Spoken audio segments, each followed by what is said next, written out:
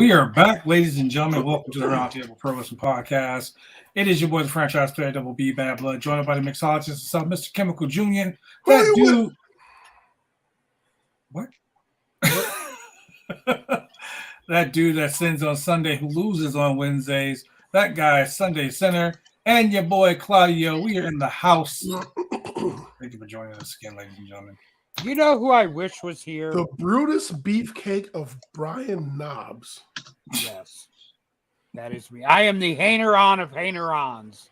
Shout out to Throwback for subscribing for the fifth month in a row. Shout out to Throwback. What is up, my man? You know who I wish was here for this episode? These nuts. Besides them. If you're here, I don't know why they aren't. Did you have them removed? Are they in your girlfriend's purse? Like, where are they? These nuts is in your mouth. They're in the winner's purse. That explains his weird taste. That's where the winners are. Look here. I got my Bad Blood action figure. Listen here, you asshole. So we're good to go. Complete with meat sauce. Wow. He even dressed up for the occasion. Wow. Well, once again, let's shout out Will Washington, man. Will Washington is all elite. And Will was backstage tonight doing his due at AEW tonight. So, like I said, shout out to Will Washington, man. Welcome to another Black Man in Power in professional wrestling. Very intelligent black man at that. But you know who I wish was here for this episode? Scripts. I wish. Scripts. Omos. I wish. What's his name? Adam Woods. I wish Adam Woods was here because remember when AEW announced they were going to Wembley, and he's like, I just don't see him selling that many tickets there, and I don't. They're not even. I don't think they'll have more than 20,000. Well, guess what? Before you give that number, hey, WWE stands, listen very carefully. Very carefully. Eric Bischoff, listen very carefully.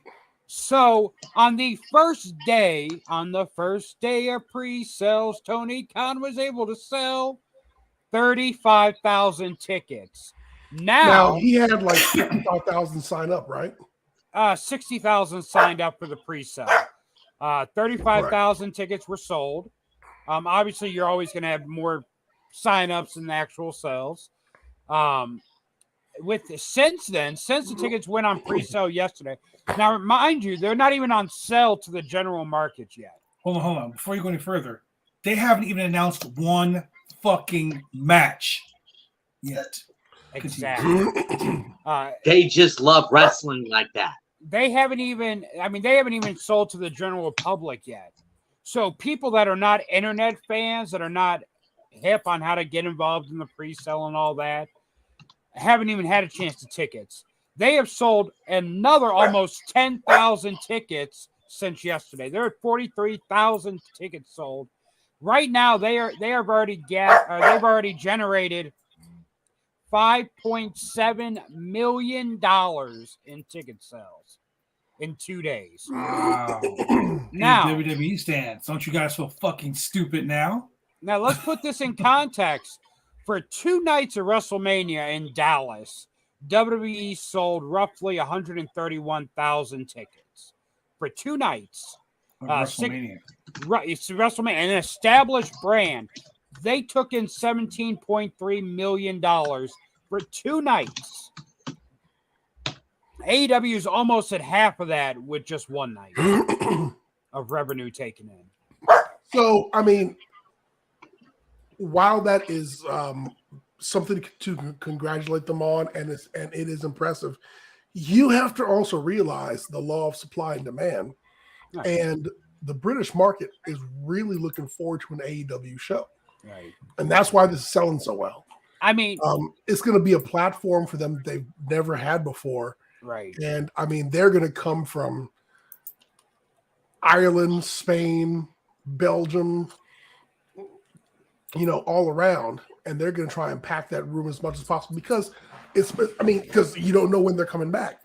And it's just like if WWE were ever to do a WrestleMania in England, that house would be packed to the rafters also. Hell, you see their soccer games, so it's not about not having the audience. The audience is there, and I really don't think that you have to try that hard to advertise to them or to get them to come out because they're just so happy to have some of the mainstream attraction there in front of them live. I mean, they're just going to turn out in droves. And believe you me, that head count of dollars on merch is there's no reason why they should not leave with just empty boxes of merch.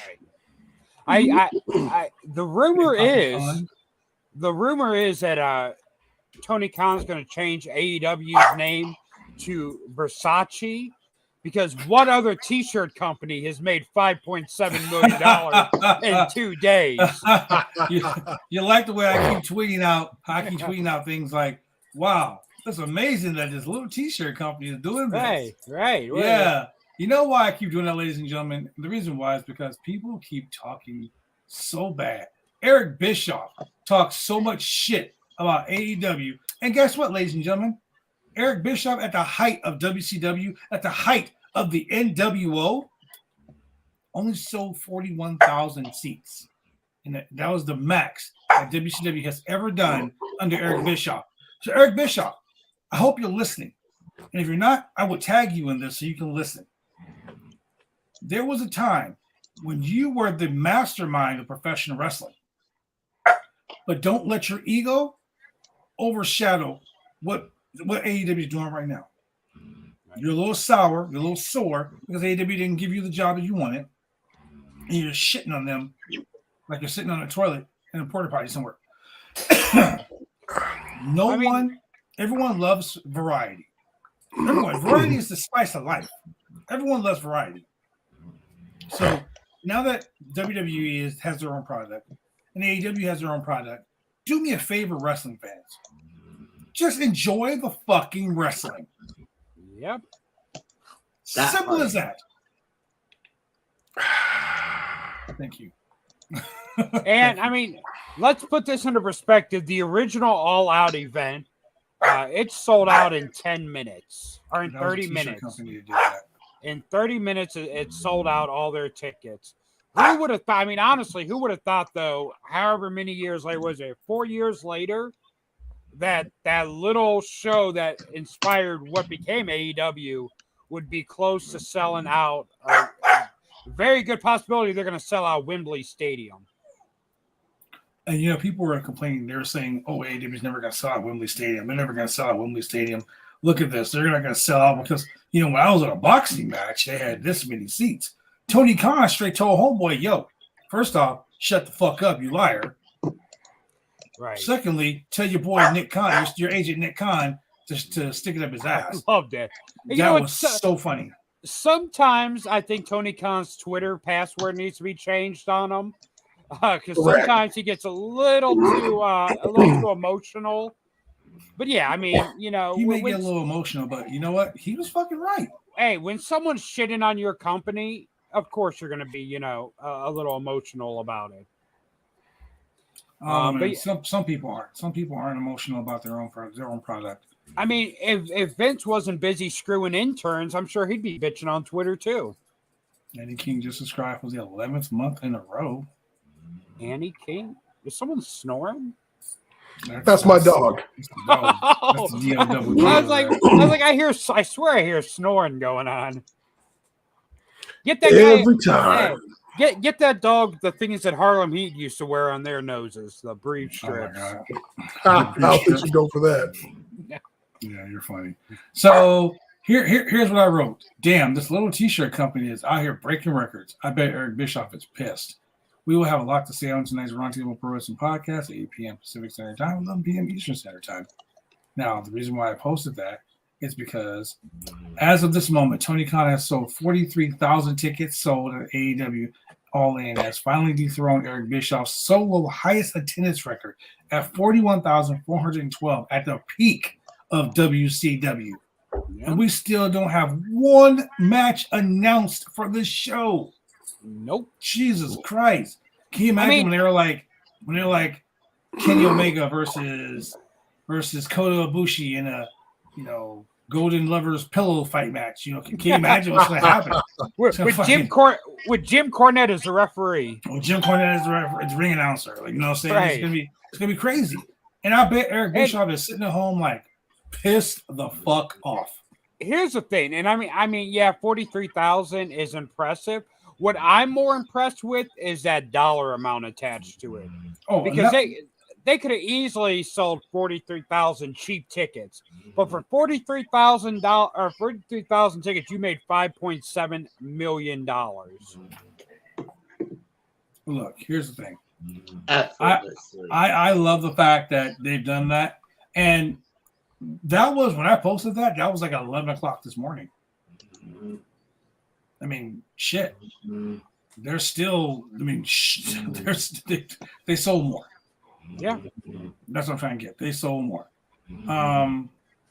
So many amazing things are happening in professional wrestling right now.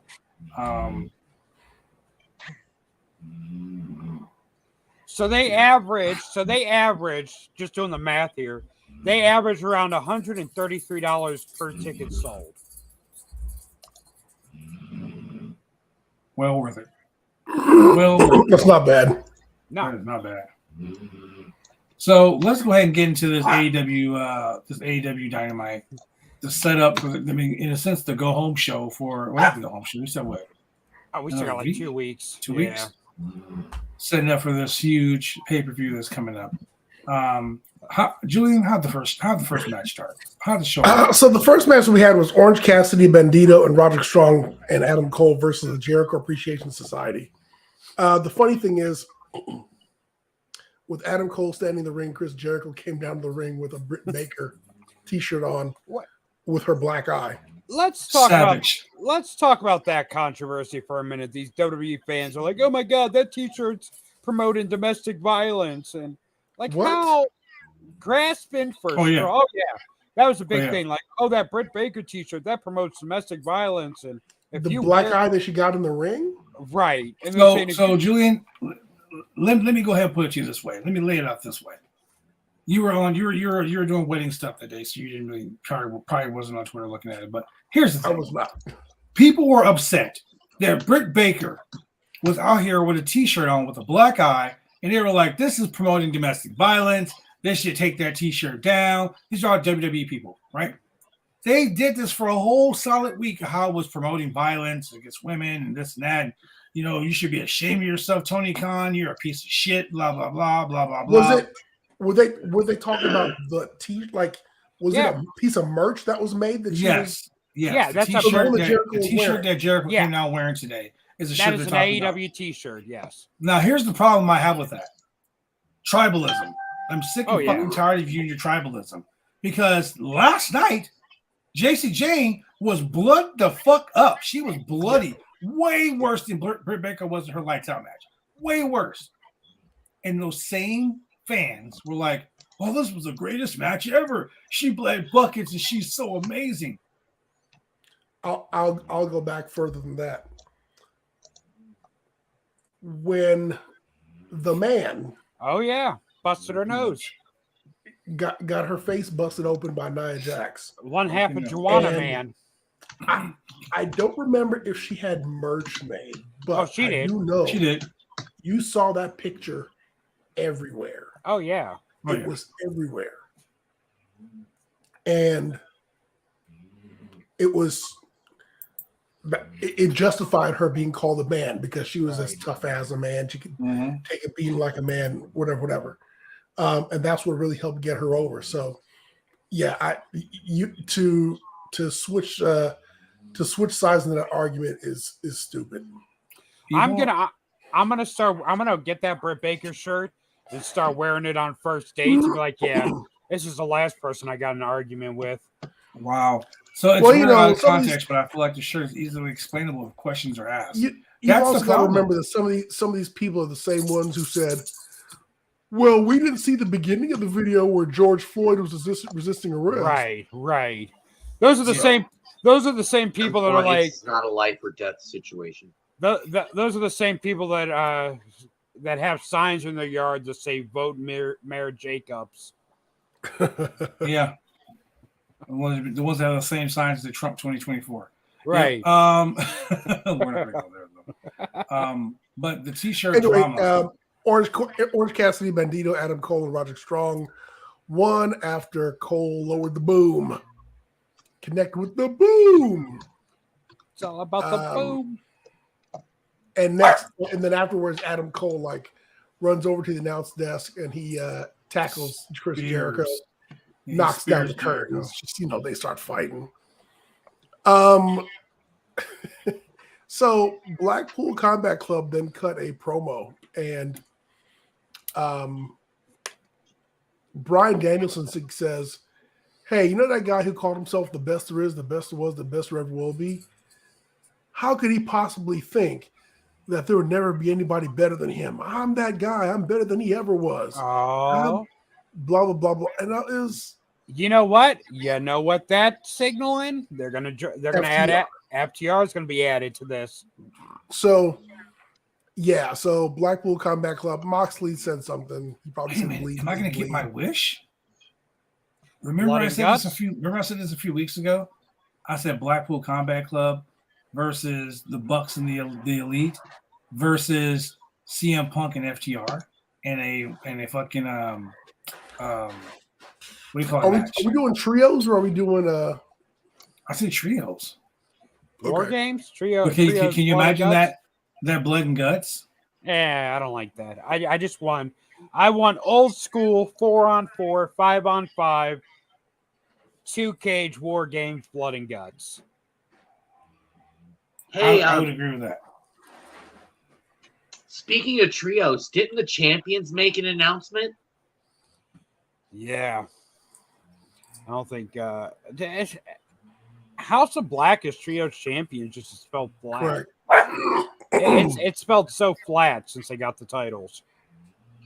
They had that one match with the Elite, and that was great. Yeah. But that was it. You know what? I had to actually think in my head, and I was like, well, didn't they have a best of 7 series? But no, that was Penta and then. That was Lucha Bros and Lucha Bros. Yeah, that was a long best of, I remember when What? oh god, it was Benoit and Whoa. Kevin Sullivan did the best of 7. No, it was Benoit and Booker T. It was Booker T. Booker T, yeah, Booker T. For Yeah. the WCW television title. I can understand. The respect you.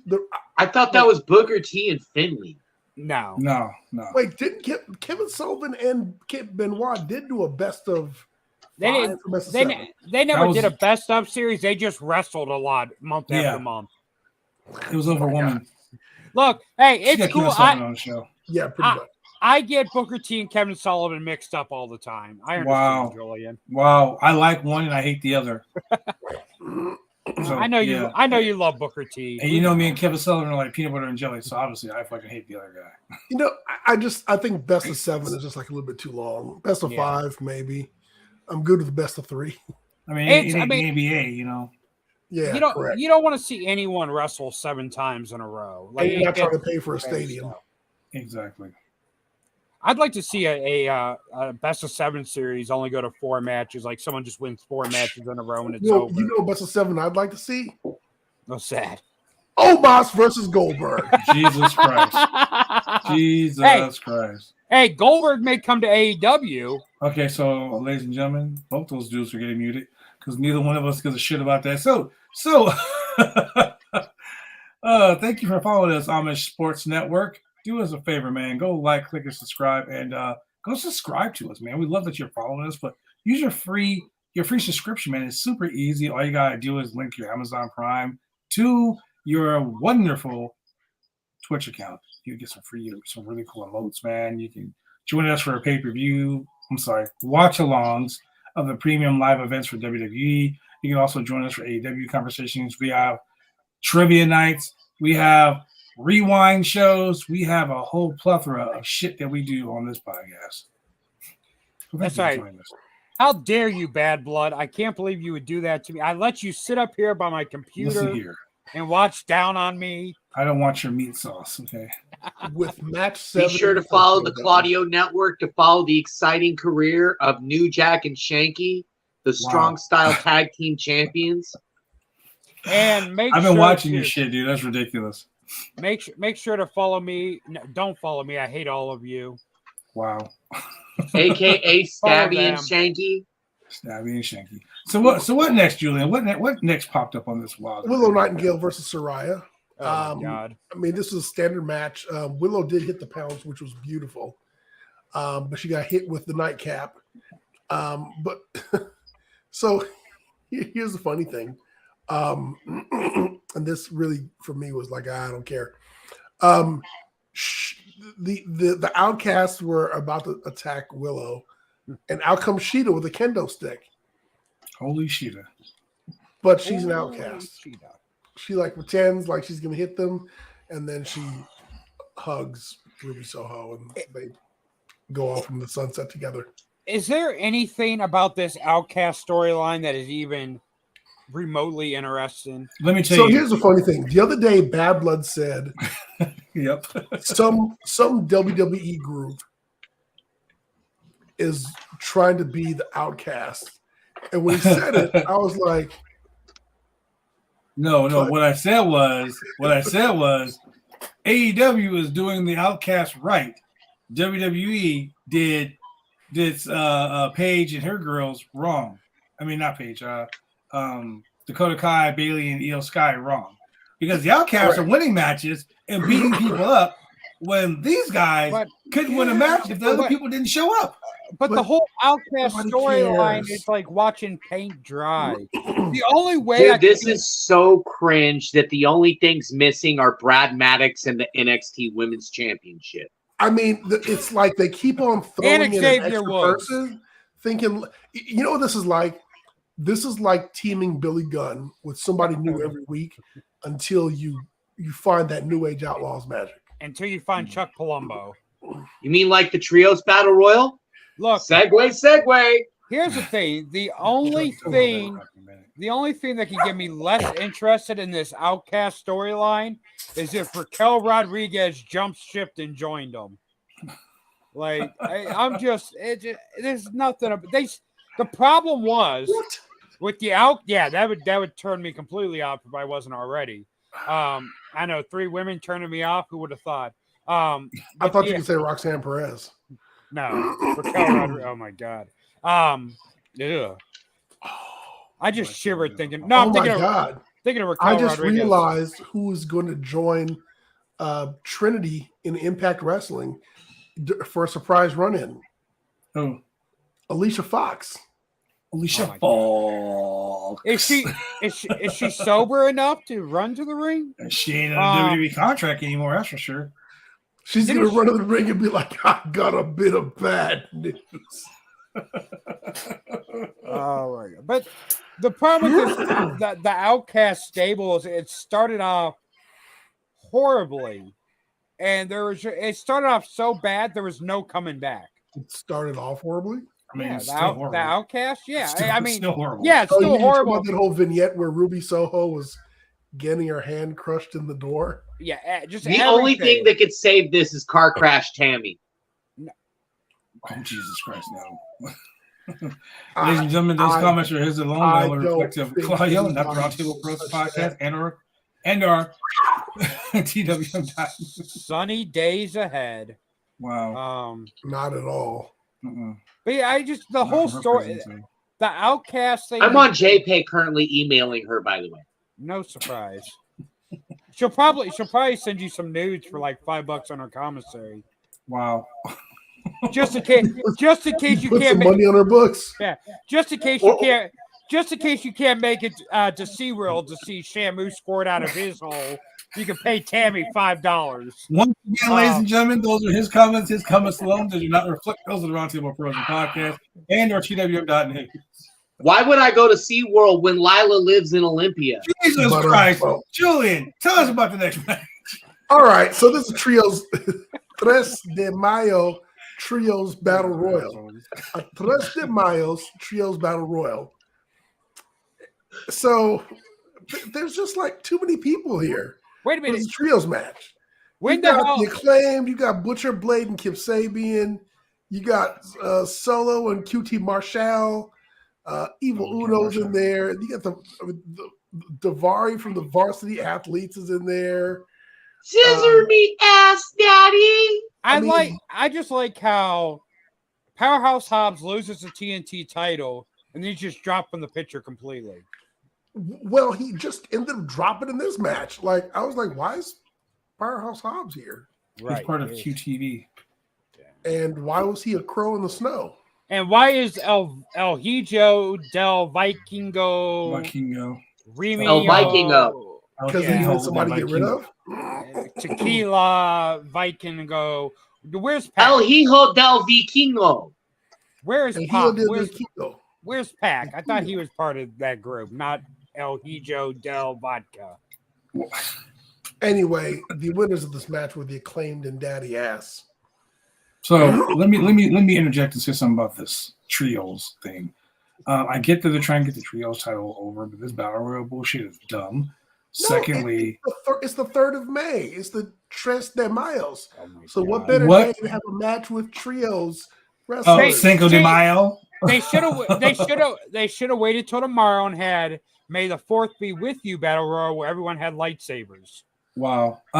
So anyway, my point is someone's going to do that, but they're going to use fluorescent tubes instead. I don't like the fact that they paired Billy Gunn up with the Acclaim just to be a parody now.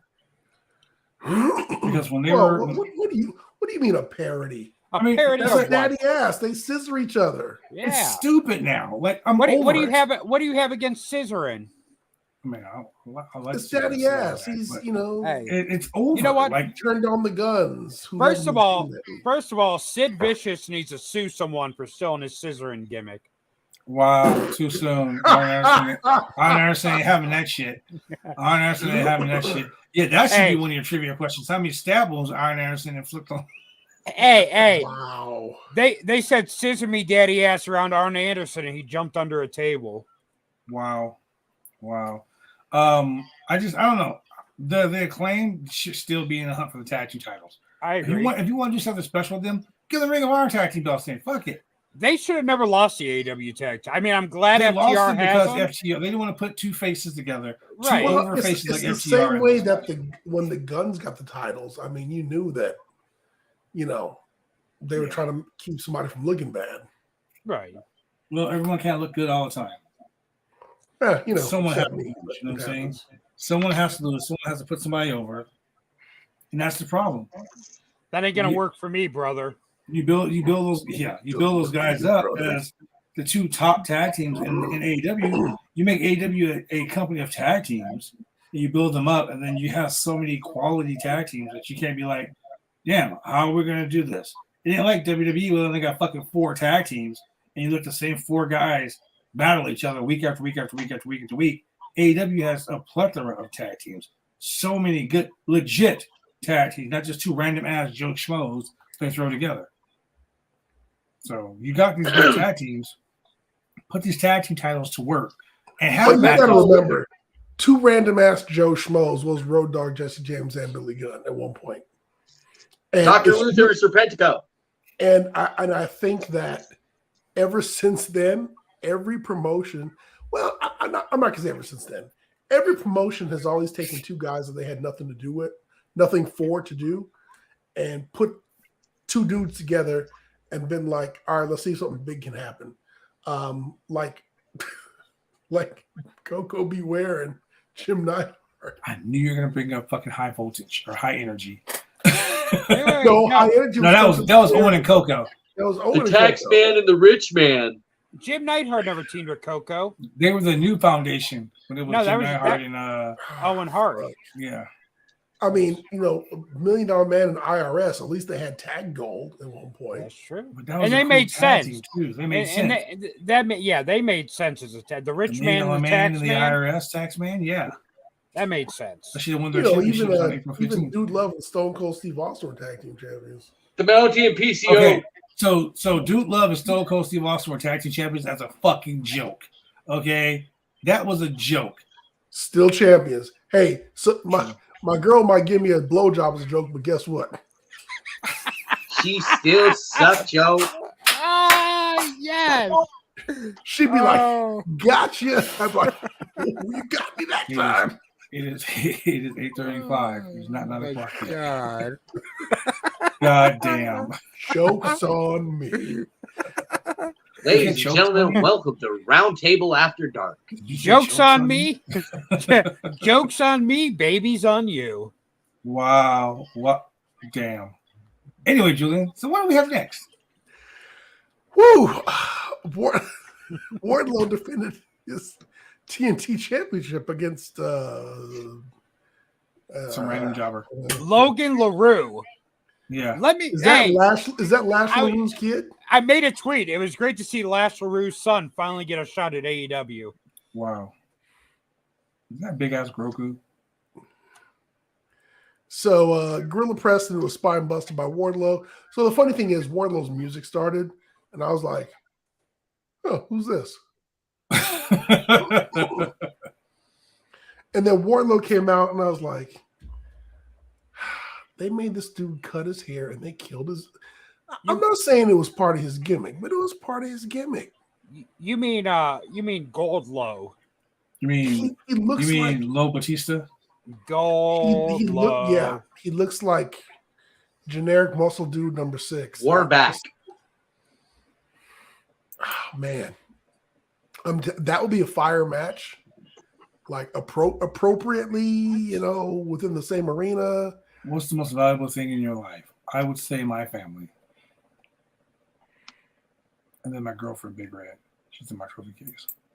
Julian, what's your most valuable thing? I just married her. Claudio, Sounds what's your so most valuable sweet. thing? My recovery. Without it, I'd have none of this. Touche. You know what? That's very, very fucking good, dude. Good to say. Yep. Yeah, that's a good answer. Good positive answer. Good positive answer. Mine's Jeff Jarrett. Because without Jeff Jarrett, I would have nothing. Wow. Because without Jeff Jarrett, who else would put over women? Because without Jeff Jarrett, So who would speaking stroke of you? which, they showed Jay Lethal, Jeff Jarrett, and Sanjay Dutt and 1 in a Million Satnam Singh at the Briscoe Chicken Farm. See, they agree with me, Jeff Jarrett. The only one that looked at home doing some work. I gotta tell you, I've been listening to the Jeff Jarrett podcast the past couple of days, and he's pretty damn funny. He's hilarious. Oh yeah, dude, Yeah, that's the one. That's the one, and that's why I love Jeff having a podcast. Like I've known Jeff as a funny person for a long time, but with the podcast, other people kind of get to see it. That dude can tell a story. Oh yeah. And if you listen to his podcast, you understand how he's lasted in the business for 4 decades. Yes. If you, it's really funny. If you look at a dude who can kind of guess which direction the wind is going to blow, he's done well. He's done well. Oh yeah. I mean, you got to think in 2000 or last year, 22. Who else was on a WWE pay-per-view, an NWA pay-per-view, an AEW pay-per-view, and the Jim Crockett Promotions pay-per-view all in 1 year, and GCW. Yep. And was part of the attempted murder of Ric Flair. And got to wrap a guitar around Beetlejuice's neck.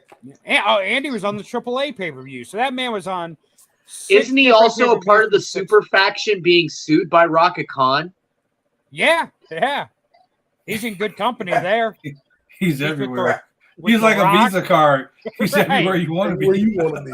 Now, for clarity, just for the sake of knowing whether or not I need to help my son get a lawyer, is she suing Home Depot as a whole or Home Depot and their employees? Oh my God. Wait, can we just read off the list of people she's suing? Can I just read that off right We now? don't have that much time. We ain't got that much time. Look, She's suing Bad Blood by his legal name. Right. It's going to sound like a battle royal. Wait, let's just list some of the people. The state of Texas, so everyone that lives in Texas is getting sued. The FBI, so Little Guido, Tracy Smothers, all of them are getting sued. The government agency or the ECW faction? I'm assuming the ECW faction. Let's just lump them both in together to call it safe. The Rock, The Miz and Maurice, Heath Slater, Nikki Bella. Whoa. You don't go suing 3MB. Why are you going to sue? He got kids. Right. She's trying to well, just like Brock Lesnar, she doesn't give a shit about his kids. Hey, he has kids and she can't see hers. Wow. Home Depot, Panda Energy, which isn't even around anymore. Wait, why is she suing Home Depot? I don't know. Did they sell the table we put her through? Maybe. The NWA, so she's suing Dr. Dre, Eazy-E, Ice Cube. She's suing them. MC Ren, Billy Corgan, Jim Cornette, Mick Foley, Con Edison. The electric company? I guess. New Nick York Khan, Tony Khan. Right. She just Shaka like Khan. She's like, wait, doesn't that Shao Kahn? Doesn't that Khan guy owes AEW? Sue his electric company. The city of Khan, New York, the leader of the Klingons. So everyone that lives in New York, she's suing too. Mick Foley, Jim Cornette, the Bank of America. Wait a minute. She said Mick Foley twice? Wait, yeah, I guess. Because she got to sue all of them. So Mick Foley, Michael Jordan's being sued by her. No, fuck that. You need to stop right now. Don't you fuck with my shoes. You Wait, stop see, right here's now. the is this all one single lawsuit? Yeah. I don't know if she's suing Michael Jordan or Michael B. Jordan. It wasn't. Damn wasn't very it! Now you specific. gotta leave Creed alone. Leave Creed. Look, leave but Creed alone. here's the best part. She is also suing Chris Benoit. You gonna bring him back from the dead and be like, Yo, you I owe think me this Easy money. E and Benoit got bigger problems than being Hey, Hoping sued he by makes an Rob. appearance in court. Look, Wow. She's suing Chris Benoit because he set the standard for not being able to see your kids anymore.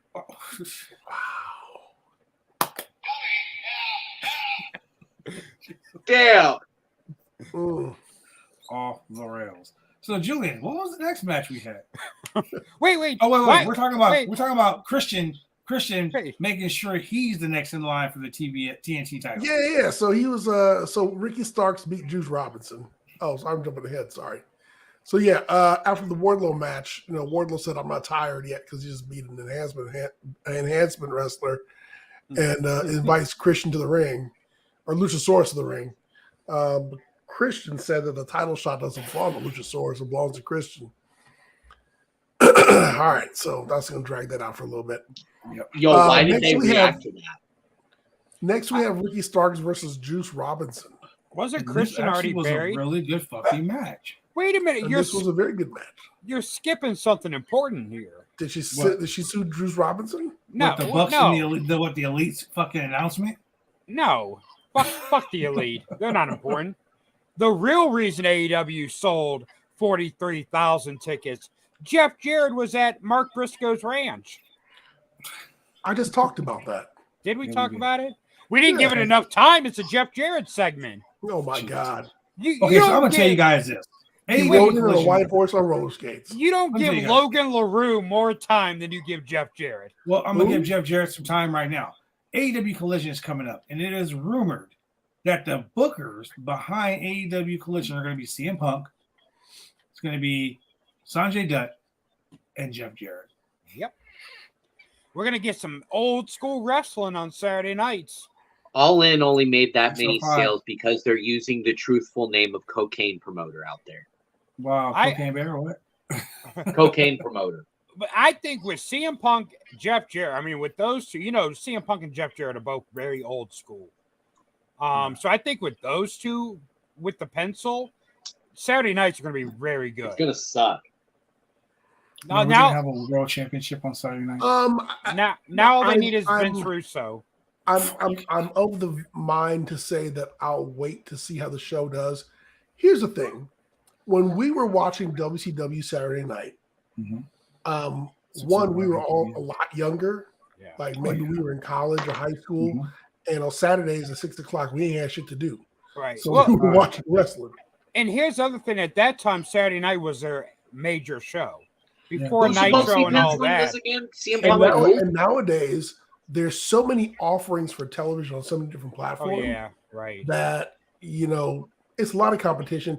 I think Here's- WCW Saturday Night used to get a lot of casual viewers Right. because people were flipping channels, and they'd be like, "Oh shit, wrestling's on." I mean, that's definitely how I used to see it.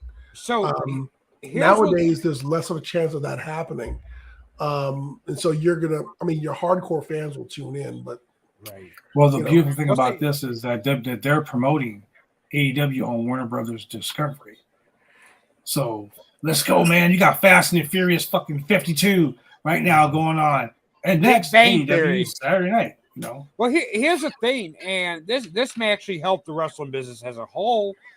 This writer's strike going on, because that is going to delay a lot of fall television, a lot of new streaming shows. So there's going to kind of be a little bit of an opening in the market with this writer's strike, where wrestling can really hop on because it'll be the only thing offering new original content for however long this strike goes on. well, people are going to watch wrestling and be like, "Oh, their writers must be on strike too." Here's a good point too. ECW brought this up. Good thing they have a backup plan in play in the form of Don Fallis. Pay-per-views on HBO Max. That's gonna be good. That would be nice. I wish they would do that. I'm gonna go ahead and block Husky. No. I'm gonna go ahead and block Husky. I got 4. I got, you know what, Husky? I got 246 games on my Game Pass right now. And they're all 8 bits. Game Pass. I physically own 500 games in my library before the Game Pass comes into play. Exactly. So PlayStation can suck a fat nut. And games that don't cost money like Fortnite and Apex aren't among them. Exactly. So suck it easy. Support programmers by purchasing games. Yeah. That's right. Anyway. I thought I bought an Xbox the other day, but it was just an Etch-a-Sketch. Yep, that's what PlayStation is. PlayStation stands for Piece of Crap Service. Anyway, yeah. Hey, so my favorite thing. Hey, I'm from Washington, so when everybody plays, we all fucking win. It's called Microsoft.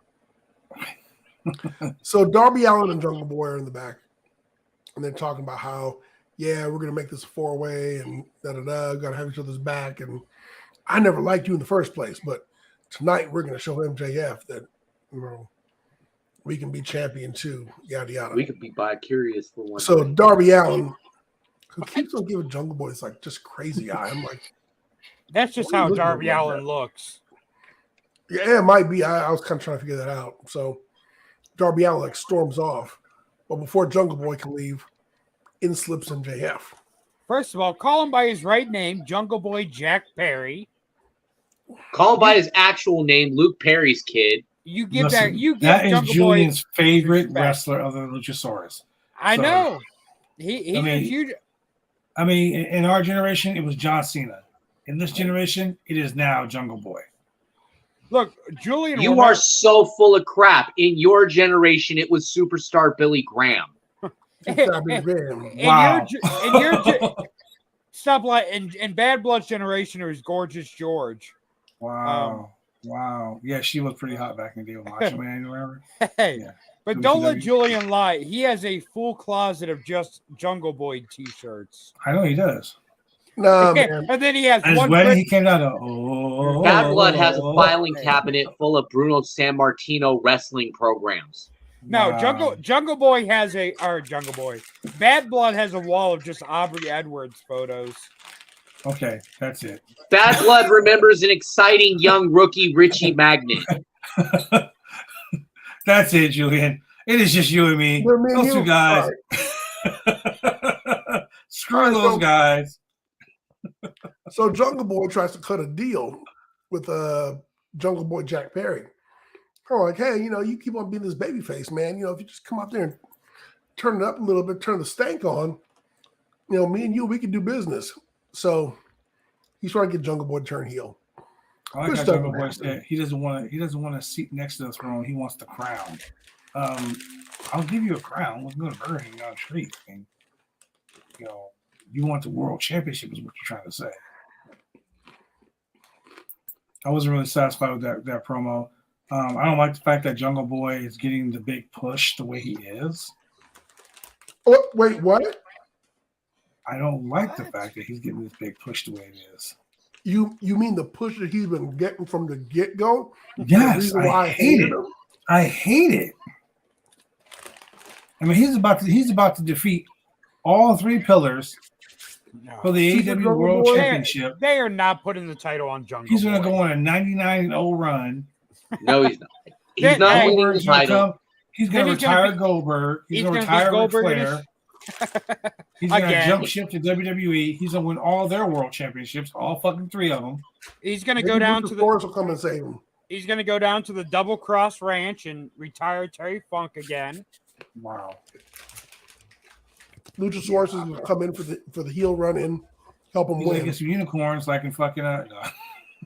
I'm just waiting for Jungle Boy to dump Anna Jay and get with Aubrey Edwards. Wow. So they can be. That'll be the day that he grabs scuba gear and jumps into the Columbia River and digs out the Pacific Northwest Tag Team Championships that were thrown in there.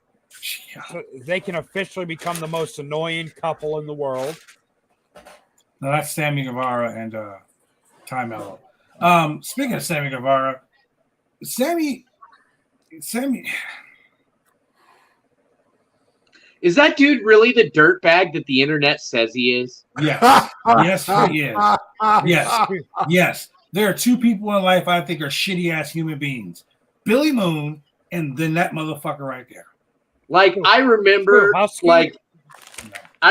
Jack Perry in the ring said, "I wish I could come up with new and exciting ways to describe what a dirtbag you are." And I was like, damn. Yeah, Sammy Guevara, I think, is the problem with Sammy is he got too much too soon. He was like that on the Indies.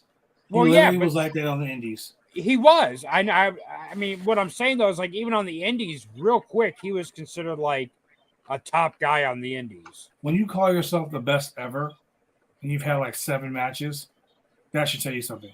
That's like what's that fucking guy's name that I don't like Julian Parker Boudreaux calling himself the Destroyer of Gods. The dude can't even run the ropes. He's a Destroyer of Gods. You know what I'm saying? The dude looks like Wish-App Sid Vicious. Like Sammy is good. He's like Wish-App Brock Lesnar. Sammy is good, right? But his ego got out of control. Yeah. His matches, like his matches are great. He does a lot of unnecessary things. You know, his matches. Like he doesn't like. You're talented. You don't have to do 90% of the shit that you're doing. That's the shit you're doing is crazy. The problem is with Sammy is no veterans ever sat him down and said, "Hey, get your shit together."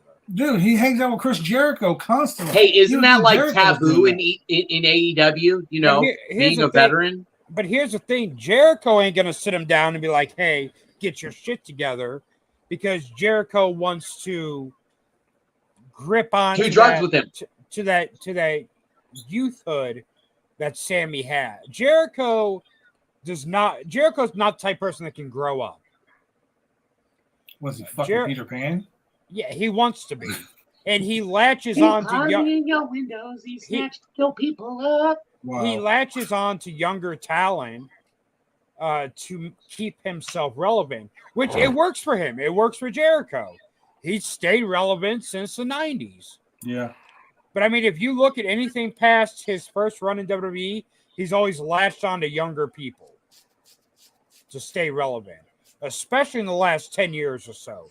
Kevin Owens, Sammy, the MJF thing. Jericho knows how to keep himself relevant by keeping youth around him. So Jericho's not giving people like Sammy Guevara the talks that he needs to be given them. Well, you would think that those talks would be given because like I said, Sammy is an amazing talent. Oh yeah, it's just I thought being a veteran was taboo in AEW. It depends on what it is. I can anyway, going back to what we're saying. Sammy is a very talented individual. I just think that Sammy's not thinking about the future.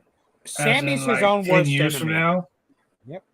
He's thinking about like today, not 10 years from now. Like he doesn't want a long career. He wants to be the guy who's going to go out there and do 1,500 flips through like 25 tables. You know, don't get me wrong. There's a place and time for that shit. But as a pillar of AEW now, he's in the hunt for a world championship. You don't be a world champion that's going to be injured tomorrow. Right. You know, but even with all that being said, there's so many things that can happen. You know, with him and matches with him and MJF would be great. Right. MJF is such a good talent. The matches with him will be great. We already seen him have great matches with Darby Allin. I think he can drag Jungle Boy to a fucking great match. But Sammy Guevara and MJF will be stellar. But you knew the tag team match. You knew what was going to happen in the tag team match because, come on, man. This Fatal 4-Way thing has been brewing since day one. You knew. I mean, they had the match graphic right away. We knew it was going to happen. It was the writing was on the wall. It was right there in front of us. I do think we're going to have a really great match for the AEW for the World Championship, but I do think that MJF will retain the title. Like, that's just me. I think MJF is such a good talent, such a good heel that he's the modern day Ric Flair. He uses everybody to retain his championship, like Flair did with the Horsemen. You know, he's a guy trying to trying to finesse himself out of even having to defend the title. Mm-hmm. Like, he's good. He's really good. You know, Flair had the Horseman. Flair had Woman. She with Elizabeth. Flair has always had Arn Anderson in his corner. Flair has had J.J. Dillon. You know what I'm saying? So, Flair even used Sting. He used Lex Luger. He used Barry Windham. He used all those guys to retain the championships. So MJF is the same way. MJF really is a generational talent. Like, he's great on the mic, great in the ring. Physique looks good. Good-looking guy. Has a mouth on him that gets crazy to fall in love with him or fucking want him dead. So, I do think that the best promos he's ever cut were him and CM Punk. Oh yeah, absolutely. Some of the things that he says are still, low. What did Punk call it? The low-hanging fruit. But in some instances, he's a perfect. MJF is a 90s heel in a 2023 world. What are your thoughts, Julian?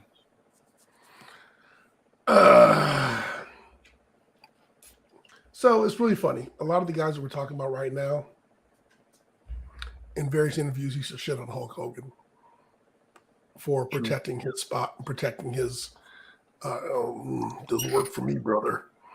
And all that. And we see a lot of these guys now, and Flair. I mean, they used to interchangeably shit on Flair and Hogan. And they're doing the same thing because they want to stay relevant. They want to stay in the business. They want to keep the top spot. They want that payday. But you know what? The bosses and the bookers allow it. So, I mean, at the end of the day, as much as people, disliked Vince's booking, at the end of the day, the buck stopped with him. And he did say, fuck no or fuck yeah. And there was one person responsible. And, people nowadays like to point fingers, go, oh, it was Khan. Oh, well, it was the EVPs. Well, it was the this, it was the that. So as long as you can get away with it, remember, if you ain't cheating, you ain't trying. So as long as you're able to get away with it, more money in your pocket. I mean, shit, nobody wants to be in the lower card and getting paid lower card money. That's right. Everybody better pay one day. Senator, what are your thoughts?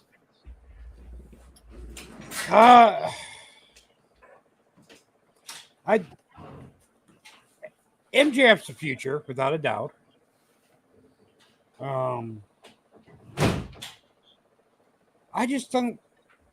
I think the problem with the MJF right now is Tony Khan isn't booking him right. Okay, explain. MJF's a perfect chicken shit heel, without a doubt. And I'm sure he's going to pull out some by the edge of his seat win at the pay-per-view, Double or Nothing. Because obviously MJF's time is not over as champion. But his title run has been very lackluster.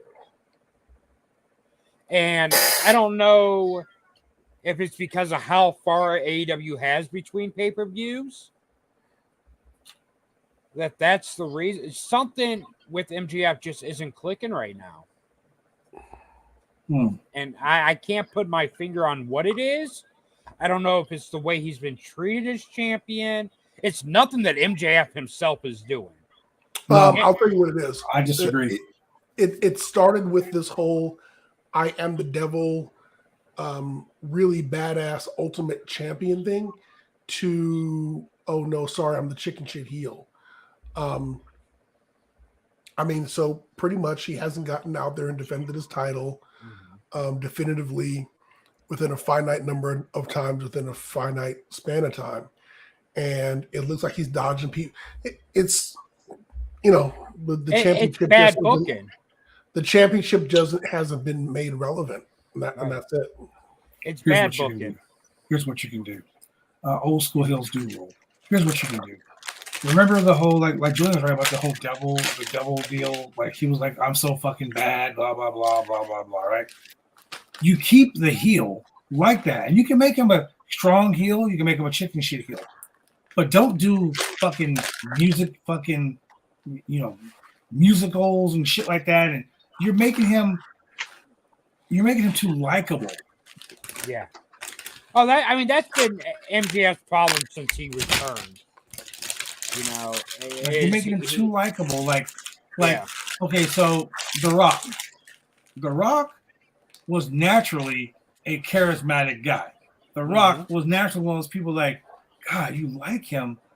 You don't want to like him, but he's so cool. You like him. Scott Hall, Kevin Nash, NWO. They were so cool because they came, they beat up everybody. They were, we're the bad guys. Say hello to the bad guys. They were fucking fun. They were cool. Right. They were the cool bad guys. Nobody just jumped a motherfucker for no reason. Beat your ass. Like Solo Sikoa, like, even Roman, people still acknowledge me. Roman is still cool. But Solo don't talk. Right. You go to the ring, he fuck you up. He put your head in the chair, smash you in the corner, dip. Lay hands on you and leave. Solo get beat up. He gets closed on over the top rope. It takes everybody pulling him away for him not to get back in there. That's a badass heel. Yep. That right there is a badass heel. Yeah. I mean, everyone has a role to play. Everyone does have a role to play. But when you're trying to make your world champion look like an incredible, even Flair was a piece of shit. Flair was a piece of shit heel. Flair used everybody to retain his championship, but at times, Flair will be bloody. Oh yeah, Flair would fucking die half the time to retain the championship. Flair looked like a champion, not physically wise, but his promos, the way he dressed, the way he insulted people. Ted DiBiase, another guy. Ted DiBiase was one of those guys like, damn, he's a piece of shit. No one ever liked Ted DiBiase. So no one's like, man, I can't wait to fucking shake Ted DiBiase. Most recently came off his win over Daniel Bryan in the Iron Man match, which was a fantastic match. But here's they gave zero follow-up to. Yep. Yeah, that's another thing. They are not following through on anything they do with them. But here, the problem started right when MJF started getting pushed towards that main event. And that's when he came back and he won the Casino Battle Royal or whatever. But right after that happened, CM Punk started shooting at the press conference. And now that was the big story coming out of All Out. Yeah. When it was supposed to be MJF coming back and launching MJF into that main event scene, the story was all about CM Punk. Yeah. And that killed momentum for MJF for quite a while because now the focus, which would have been on him, was no longer on him. Well, but you have to understand that they kind of had to deflect from that a little bit because they're trying to focus on the Blackpool Combat Club, and they've really set it up where if the BCC caught MJF in the back of the arena, that they stomped the shit out of him and there's nothing he can do with it or do about it. And MJF has no people, and AEW is a place of factions. War factions right now. I mean, honestly, they should have kept the Pinnacle together. Well, technically, if you look at Dax's Twitter, the Pinnacle is still together. Oh yeah, they never technically split up. They just kind of. But I mean, if you put the Pinnacle back together and put that around MJF as his horseman, I think you could take this title reign to a whole new level. You know what? I agree with you. You got Wardlow as the TNT champion. You got FTR as the tag team champions. You got MJF as the heavyweight champion. That's your fucking new age four horsemen. Yep. And then MJF is the guy. MJF is the guy who dresses the part of Ric Flair. Right. You got fucking Wardlow, who was like the Lex Luger, the Barry Windham, the fucking Sid Vicious, the big guy. Then you got the tag team specialist at FTR, who's Arn Anderson, Tully Blanchard. You got that right there. Perfect four horseman group. And I say even put Sean Spears back in them. No. In with them. I like Sean. I think they could have done a lot more. I think Sean Spears is great, but he really was the outcast of that group. He was the Paul Roma of the Pinnacle. He was the Paul Roma. He was the Brian Pillman. He was the Sting. He just did not fucking fit in that group. I think he could fit in if given the chance. I don't feel like Sean Spears has ever been given a decent chance to take the ball and run with it. I can agree with that. I think if you put Sean Spears, you put fucking Tyler Breeze together, yeah. Or at least stop making him a fucking coward. I mean, yeah. So with that being said, ladies and gentlemen, let's talk about this real quick before we go. Pay-per-views coming up. Are you going to be watching Rampage on Friday for the deletion match? Yeah, we'll talk about that on Friday. But here's my question before we leave. MJF is the AEW World Champion. With Collision coming soon, with the big show in Chicago, with the return of CM Punk, is CM Punk going to overshadow? Big show's going to be in Chicago? Yeah, no. I mean, he'll probably be there, but who cares about him? Do you think that? Hey, not to sound skeptical or whatnot, but is this actually confirmed, or is this more smart Mark speculating? No, this is all confirmed. Oh yeah, Punk's so if CM Punk returns to Chicago, AEW for Collision, is that gonna once again eclipse MJF's run as champion? It will. No. I mean, Punk coming in the first time. Who was champion when Punk first came in? Exactly. Kenny Omega. Was it still Kenny? Wangman. So I mean, and look, and you had to Adam think Page about won it. the title from Omega, and then because at Page Punk during that time. At Punk's first pay-per-view, Kenny Omega defended against Christian. Yeah. Okay, so but you had to. I mean, that's the thing. Like Punk overshadowed. No one ordered that pay-per-view to see Kenny Omega versus Christian.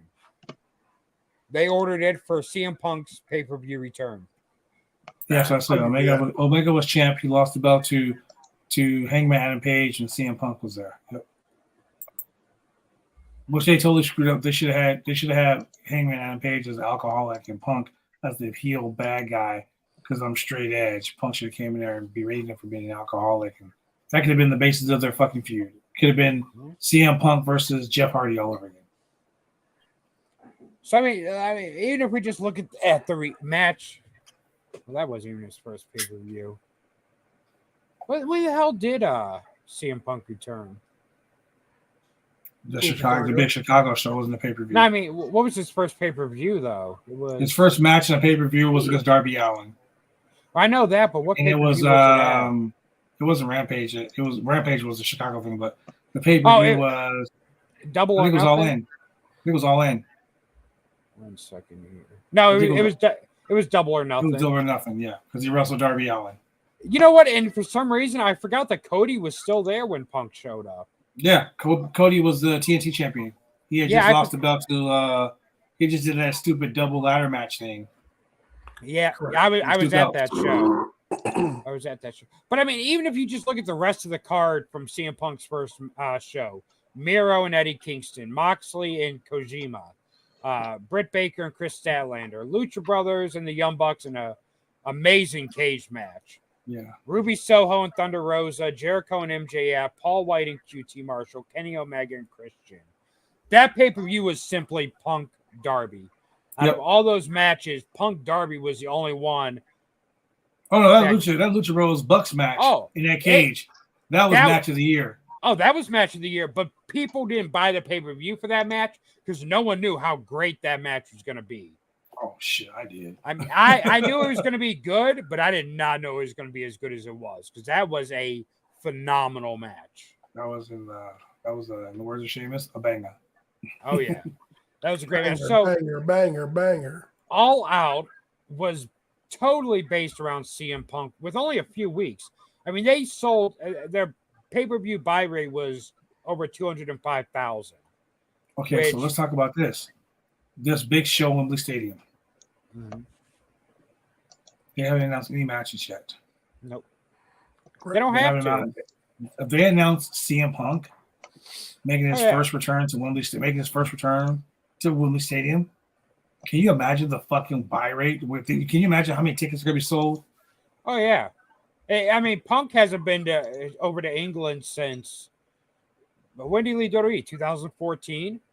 So he probably hasn't been there since 2013. 10 years. Yeah. So think about that. CM Punk returns to AEW in fucking Wembley Stadium, bro. It's gonna be a WrestleMania type crowd, and the WWE fans are gonna fucking hate it. Oh yeah, and you know they're gonna do some kind of meet and greet in England. They're gonna do some kind of fan fest over there. I mean, it's gonna be a huge turnout once they start announcing matches, and then if you have, you know, the rumor that Drew McIntyre may show up. I don't know. He got drafted to SmackDown. I was actually surprised to see that during the main show. We all were surprised to see that. During the main show, he was drafted too. It wasn't even like Raw Aftermath. Yeah, it wasn't like a supplemental draft either. Right. But anyway, ladies and gentlemen, thank you for joining us on the Roundtable Pro Wrestling Podcast, AEW Recap Show. For Sunday Center, for Claudio, and for that man there, the man, the legend himself, Chemical Julian, I am your boy, the franchise. Once again, we will see you guys on Friday with more of this zany world of professional wrestling. Guys, it's been a pleasure as usual to have you guys here, even you, Center. Peace, ladies.